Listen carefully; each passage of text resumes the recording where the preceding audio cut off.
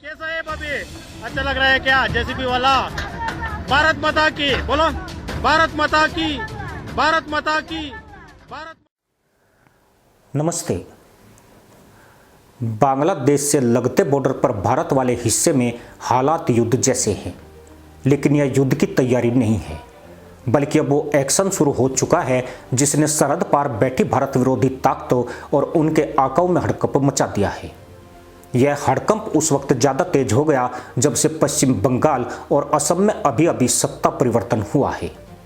बांग्लादेश की सरहद पर खलबली मच चुकी है और उसका असर अब ढाका के सत्ता के गलियारों में साफ महसूस किया जा रहा है। यह पूरा माजरा क्या है और आखिर भारत ने सीमा पर ऐसा कौन सा चक्रू बना दिया है जिसने सीमा पार बैठे सिंडिकेट की नींद उड़ा दी है, यह सब आज की खास रिपोर्ट में जानेंगे। देश का एक तबका शायद आज भी यह मानता हो कि भारत के लिए सबसे बड़ा खतरा सिर्फ पाकिस्तान बॉर्डर से आता है, लेकिन पिछले कुछ वर्षों में सुरक्षा एजेंसियों की रिपोर्टों ने एक दूसरी और कहीं ज्यादा जटिल तस्वीर सामने रखी है। जब भारत की बड़ी सुरक्षा ताकत पश्चिमी सीमा पर आतंकवाद और घुसपैठ रोकने में लगी हुई थी, उसी दौरान पूर्वी सीमा से अवैध घुसपैठ का नेटवर्क लगातार फैलता चला गया। सबसे ज्यादा चिंता की बात यह है कि यह घुसपैठ केवल सीमावर्ती इलाकों तक सीमित नहीं रही, बल्कि धीरे धीरे देश के कई बड़े राज्यों और शहरों तक पहुंच गई। सुरक्षा एजेंसियों से जुड़े अलग अलग अनुमानों के अनुसार भारत में अवैध रूप से रह रहे बांग्लादेशी घुसपैठियों की संख्या 1 करोड़ से भी ऊपर पहुंच चुकी है। केवल बीएसएफ के रिकॉर्ड देखें तो पिछले 5 वर्षों में भारत बांग्लादेश सीमा पर हजारों घुसपैठ की कोशिशें पकड़ी गई। साल 2023 और 2024 के दौरान ही बीएसएफ ने हजारों बांग्लादेशी नागरिकों और रोहिंग्या घुसपैठियों को सीमा पार करते हुए पकड़ा था। लेकिन सुरक्षा एजेंसियों की सबसे बड़ी चिंता वे लोग हैं जो पकड़े नहीं गए और फर्जी दस्तावेजों के दम पर देश के अलग अलग हिस्सों में फैल चुके हैं। दिल्ली, पश्चिम बंगाल, असम, त्रिपुरा, मेघालय, बिहार, झारखंड और यहां तक कि महाराष्ट्र तथा कर्नाटक जैसे राज्यों में भी अवैध बांग्लादेशी नेटवर्क पकड़े जाने के मामले सामने आए हैं। दिल्ली के कुछ इलाकों, खासकर बाहरी हिस्सों में रोहिंग्या बस्तियों को लेकर कई बार राजनीतिक विवाद भी खड़े हुए हैं। वहीं असम और पश्चिम बंगाल में जनसंख्या संतुलन को लेकर लगातार बहस तेज होती गई। असम में एनआरसी प्रक्रिया के दौरान लाखों लोगों के दस्तावेज जांच के दायरे में आए थे, जिसने पूरे देश में बड़ा राजनीतिक तूफान खड़ा कर दिया था। पर अब तस्वीर पूरी तरह बदलती जा रही है। भारत अब केवल चौकसी नहीं कर रहा है, बल्कि बांग्लादेश सीमा पर ऐसा अभेद सुरक्षा चक्रव्यूह तैयार किया जा रहा है जिसने वर्षों से सक्रिय घुसपैठ नेटवर्क की कमर तोड़नी शुरू कर दी है। ग्राउंड पर हालात ऐसे हैं कि कई सीमावर्ती इलाकों में रात होते ही पूरा बॉर्डर हाई अलर्ट मोड में बदल दिया जाता है। जहां पहले अंधेरे और मौसम का फायदा उठाकर घुसपैठिया सीमा पार करने की कोशिश करते थे, वहीं अब हर कुछ किलोमीटर पर आधुनिक निगरानी सिस्टम एक्टिव हो जाते हैं। पश्चिम बंगाल, असम और त्रिपुरा के संवेदनशील सेक्टरों में बीएसएफ ने स्मार्ट फेंसिंग का दायरा तेजी से बढ़ाया है। इस फेंसिंग में लगे motion sensor, laser alert system और थर्मल कैमरे अंधेरी रात में भी इंसानी हलचल पकड़ लेते हैं। यानी अगर कोई व्यक्ति खेतों के रास्ते रेंगकर आगे बढ़ने की कोशिश करे या नदी किनारे से घुसपैठ की योजना बनाए तो कंट्रोल रूम तक तुरंत अलर्ट पहुंच जाता है। इसके बाद कुछ ही मिनटों में बीएसएफ की क्विक रिस्पॉन्स टीमें मौके पर पहुंच जाती है। सीमावर्ती गांव में रहने वाले लोग बताते हैं कि अब रात के समय लगातार ड्रोन की आवाजें सुनाई देती है और कई बार अचानक पूरे इलाके में सर्च ऑपरेशन शुरू हो जाता है। सबसे ज्यादा बदलाव सुंदरबन इलाके में दिखाई दे रहा है। पहले घने जंगलों और नदी रास्तों की वजह से यह इलाका तस्करों और घुसपैठियों के लिए सुरक्षित माना जाता था, लेकिन अब वहां फ्लोटिंग बॉर्डर आउटपोस्ट तैनात कर दिए गए हैं। High speed boat, night vision उपकरण और पानी में गश्त करने वाली विशेष टीमें लगातार एक्टिव हैं। यानी अब सिर्फ जमीनी नहीं, पानी के रास्ते भी लगभग सील किए जा रहे हैं। बीएसएफ ने सीमा पर जवानों की तैनाती के साथ साथ लोकल इंटेलिजेंस नेटवर्क भी मजबूत किया है। मालदा, मुर्शिदाबाद और धुबरी जैसे संवेदनशील जिलों में गांव स्तर तक सूचना तंत्र बनाया गया है।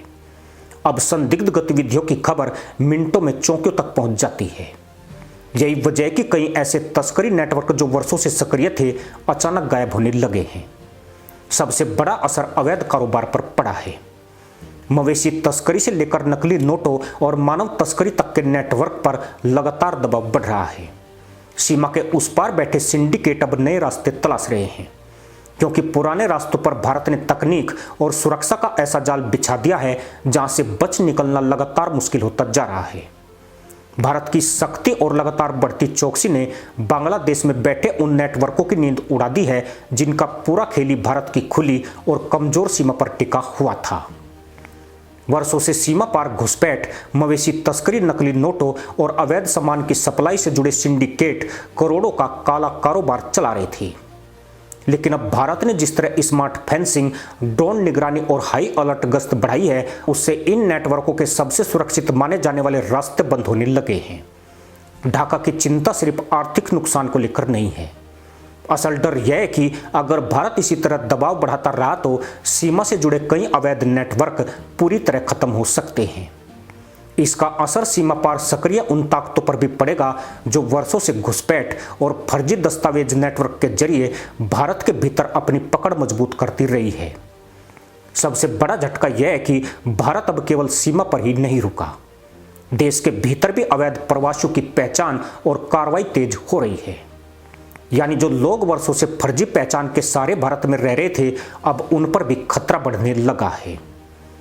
यही वजह है कि सीमा के उस पार बेचैनी है, क्योंकि भारत का यह एक्शन केवल सुरक्षा कार्रवाई नहीं बल्कि पूरे नेटवर्क की जड़ों पर हमला माना जा रहा है।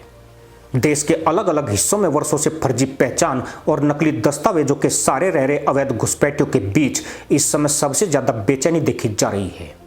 कारण साफ है, भारत अब केवल सीमा पर निगरानी नहीं बढ़ा रहा है, बल्कि देश के भीतर भी पहचान और सत्यापन का दायरा तेजी से बढ़ाया जा रहा है। दिल्ली, असम, पश्चिम बंगाल, राजस्थान, महाराष्ट्र, कर्नाटक और जम्मू कश्मीर तक कई जगहों पर पिछले महीनों में अवैध बांग्लादेशी और रोहिंग्या नेटवर्क पकड़े जाने के मामले सामने आए हैं। कई जगह फर्जी Aadhaar card, voter ID, ration card और यहां तक कि नकली भारतीय जन्म प्रमाण पत्र तक बरामद हुए हैं। सुरक्षा एजेंसियों से जुड़े अनुमानों के अनुसार भारत में अवैध रूप से रह रहे बांग्लादेशी और रोहिंग्या घुसपैठियों की संख्या लाखों में मानी जाती है, जबकि कुछ पुराने राजनीतिक अनुमान इसे 1 करोड़ से भी ऊपर बताते हैं।